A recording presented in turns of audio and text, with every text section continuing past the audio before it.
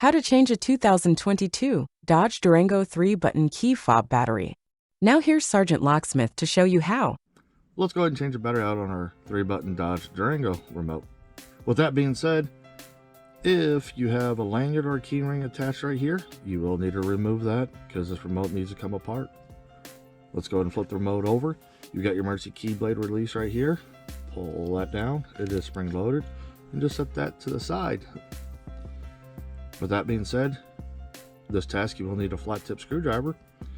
The emergency blade came out here, and right here is a little indentation. Hold the remote firmly, and you are going to twist, not pry, the remote. And the housing popped open. Don't open it yet.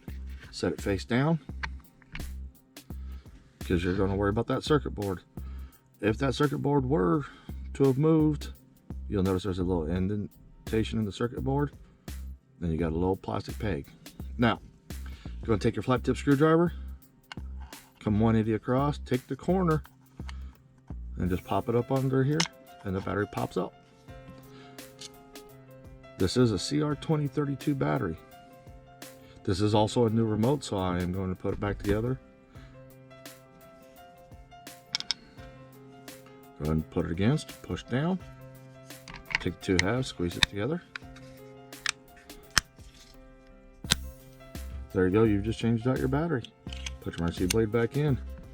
Hey, thanks again for watching, and let's be safe out there.